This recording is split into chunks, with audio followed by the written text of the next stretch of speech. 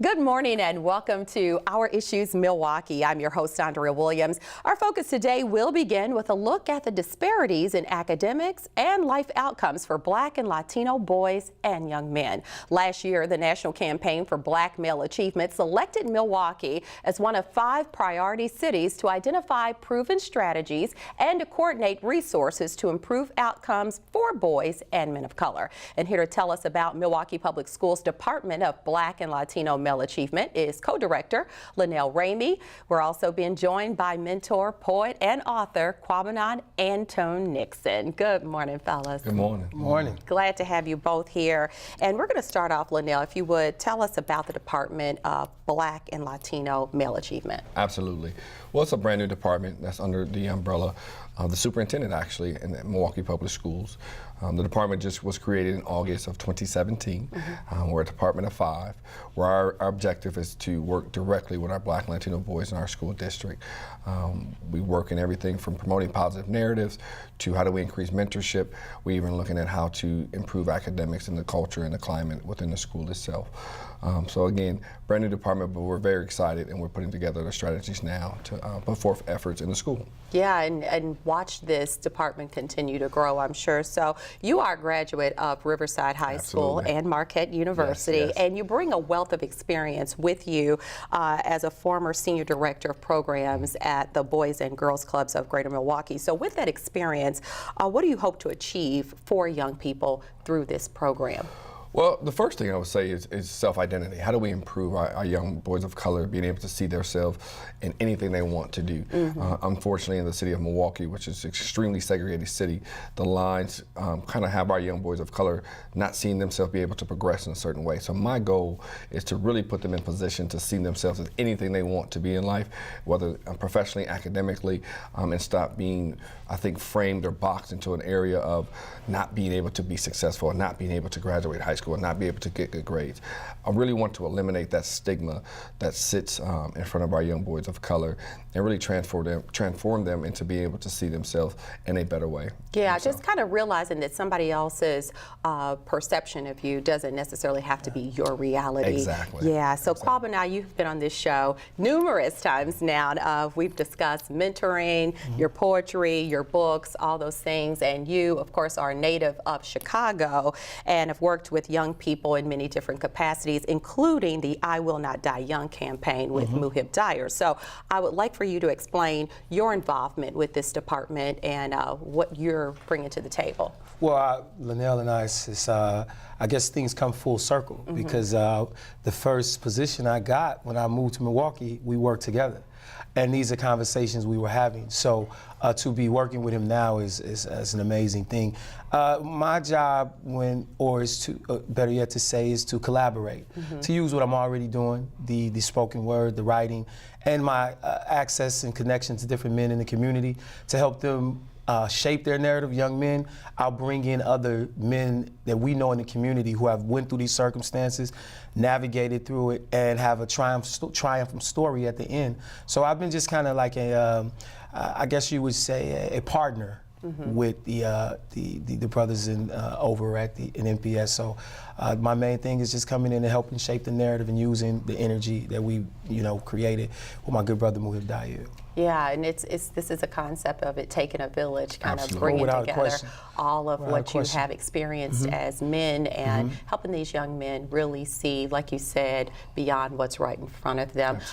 So obviously, both of you can speak on being a Black man in America, specifically growing up as a Black man in America. You in Chicago, and you originally from Milwaukee. Yeah, so what would you say, in your opinion, are some of the barriers or some of the things that create the disparities for young men of color? Well, honestly, I'll say it from the standpoint of the systems that were created, and the systems that were designed to limit access. I'll leave it there in a sense. So our young boys of color are walking into systems that weren't created for them, wasn't created to have them to be successful. So for me, being a young man, and then now in this day and age, I look at media has a big impact on what our young boys of color are seen on a regular basis, and they're being portrayed in ways that limit really who they really are. Right. So for me as a young black man growing up, you know, we still played on the streets until the street lights came on, and then you go home. And you hear from your uncles and your father and his brothers and your cousins about stories. Well, now stories are being told to them through media, and if there's not the right positive message that comes to them in like the form of what Kwa does and what Mohib does, then they take what they are given. And unfortunately, they're being told what that is. So for me, just growing up and seeing that and wanting to change, no, you can be what you want. You can see past the veil of your block or those 2 steps that you come off your front porch. So that's really critical in the work that we want to do and my experience as well, because I had my father who was able to point me in the right direction, where I know a lot of these young brothers don't have that. And so tearing those systems down and destroying those systems is what we want to do, so they have a better narrative of themselves. What about you? Just to get them to see past the 10-block radius. Yeah. I think the biggest thing our young men face now is the belief that it's possible. Right. You cannot be what you've never seen, and many of them, as Lanelle said, the images that are being forced, that are being told, are being showed on a consistent basis. You leave your house on 13th and Atkinson, by the time you get to the bus, you've seen 4 corner stores. You've seen billboards that promote alcohol. You've seen gunshot. You know, you've seen where someone was shot. You've seen bullets. You've seen the worst of the worst. And then by the time you get to school, what's in your mind? Yeah. What comes in your mind comes out of your mouth. So what we're trying to do, and one of the things I want to do, is shape that belief that it's possible by giving them images, letting them take a pen and rewrite their own narrative. Right. And that's important, because if you don't write your narrative, someone else is writing it. I had the opportunity to use my art, my poetry, to change my narrative. Without that, I would have wound up a statistic like many friends, because I was letting someone else tell my story. And most importantly, that it's possible. All you have to do is see someone do it. When I saw someone say, I'm going to write, I was like, he's telling his story. He's talking about his father. He lost his father. I lost mine. He's talking about his friend was shot. My friend was shot. He's talking about he grew up in a rough neighborhood. I grew up. Okay, I can tell that story. I can take that pain and turn something with it. You're not being punished. You're being prepared. Absolutely. If we can believe that, we can change the whole way young black and brown boys see each other. Yeah, and it's interesting. You think about rappers, that's what they're doing. They're writing, and you know, there's so many different ways that can be therapeutic for individuals to be able to write down their thoughts. One of your books is I Write What I See, and you've talked about that, and that's what you're using as kind of a blueprint to take these young men along as well. Yeah, and one of the great things, again, working with MPS and Lanelle and the other men who work with him, I've been given the liberty to go in and say, this is what I wrote. Take this poem, and now let's see you write your story. And you'll be not surprised, I don't think any of us would be surprised, but to see how brilliant and resilient these young men are when given the opportunity. You know, there's a million young Obamas walking around. If we tap and say that it's possible. I sat in the class with a young man who said no one had ever told him that he was supposed to be a leader. Right. He cried when he said that. No one had ever expected me to do great. So all I thought we were doing was going in and saying, hey man, let's tell your story. But once he told his story, he looked at it and said, I can do this, you know? So. And that's so important, because they don't know how to be great sometimes. They don't realize it's in them. And then when they start to see and feel like we believe in them, they start to stand on that. They start to be like, I can do this different. The way they shake your hand becomes different. The way they embrace you becomes different. The way they smile now when they see you becomes different. Once they see to get the confirmation of what's in them, we're just helping to bring out of them. And that's some of the work that we've done within our group sessions that Kwabena has helped facilitate, is just that. It's in them. Let's bring it out. And I just wanted to bring up the fact that data shows that boys and young men of color, regardless of socioeconomic background, are disproportionately at risk through the journey from their youngest years to college and career. For instance, you got large disparities remaining in reading proficiency for African American and Hispanic boys. And so you had said something that I thought was very poignant. What these young people are seeing, like while they're home, on their way to school, on their way back from school. And Oprah Winfrey, who spent some of her years here in Milwaukee, of course, growing up, She just brought 60 Minutes back here to pinpoint the fact that trauma plays a huge role in how young people even are portray themselves to the world. So instead of asking what's wrong with you, what happened to you? Yes, so you've got these individuals who see all these things on a daily basis, and then they're expected to go to school, sit in a classroom, and learn like everybody else. So you have to almost know, as an educator or people who are in the area of working with young people, you got to kind of know their story and understand what happened to them last night, or maybe their moms never came home from wherever they were and they didn't eat, and 5 of them were on a one mattress sleeping. You don't know. Have empathy. Yeah. Instead of suspending when something goes wrong. So these are the things that I think are important with what you're doing. Absolutely.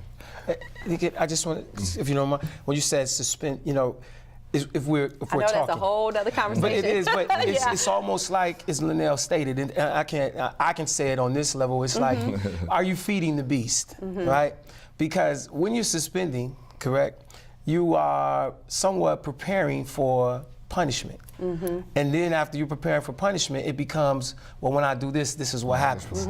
And this is what my uncle did, and this is what happened to him. So in about 3rd grade, 4th grade, you start understanding that I get in trouble, I go to the lockup. So you're feeding the beast. At the earliest age, you're being programmed that you're feeding the prison. So somewhere, someone has to have some empathy and say, hold up, time out. Maybe if I look at it this way, I can get a better result. Or some are saying, well, I'll put this problem out of my way. Because you can't tell me if my cousin got shot. Okay, it's all right, just get over it, come back to school. Read this book. You did. Okay. And be prepared for this test. It happens, Yeah. it happens. You know, just get over it, happens. Post-traumatic stress, that's a real thing. In anywhere else, that would be a serious thing. To work with. Kids are being bombed, somebody is being bombed in Syria, kids in Syria will get a sit down. From here on out. You can't tell me that a kid on the west side of Chicago, Brown Street in Milwaukee, North Side, does not have a, hold up, time out. Sit down, let's have a conversation. Absolutely. And I wanted to just add that he mentioned the post-traumatic stress. We now use a different term because what happens is we use persistent traumatic stress environment because our kids are being labeled as having people are making assumptions, oh, like you said, that happened yesterday. Now, come on, you're over it now. No, when I leave your classroom, something else has happened. So it's a persistent traumatic stress environment that I'm living in or they're dealing with. So having the opportunity within the classroom to have a culture relevant practice where it's, oh, okay, let's talk about this because I don't know what happened last night, but maybe there was something that happened that we can talk about before I try to, like you say, have you take this test. So understand that it's a persistent environment that has traumatic experiences that our young people are facing on a regular basis that then influences what happens in the classroom. And that's really critical to understand and have a real, I guess, dialogue at a high level as well. I think this is all great stuff, and I just wanted to mention a couple of the programs that you guys are working in. We just have a little bit of time left. You've got your Manhood Academy, and then you guys have this whole thing of changing the narrative. I think that's so important. So we'll wrap up this segment talking a little bit about that.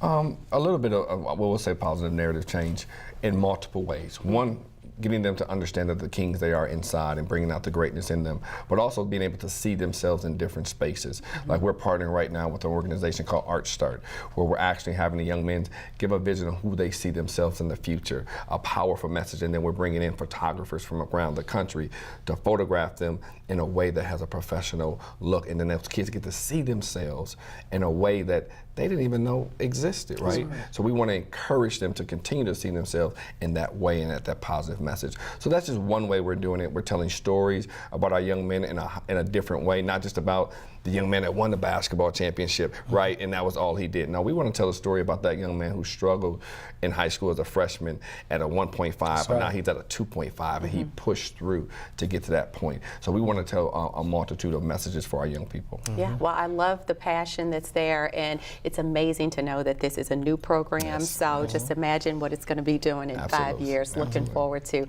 hearing more about it. Thank you both. Lanelle Ramey is a co-director of MPS's Department of Black and Latino Male Achievement, and Kwabena Antoine Nixon. He serves as a mentor and works with the department's positive narrative change. For more information on anything that we've discussed, you can visit blmamps.com. MilwaukeeIssues.com. When we return to Our Issues Milwaukee, we'll meet a representative from the United Community Center, a social service agency that's been serving families on Milwaukee's South Side for nearly 50 years. We'll do that right after this.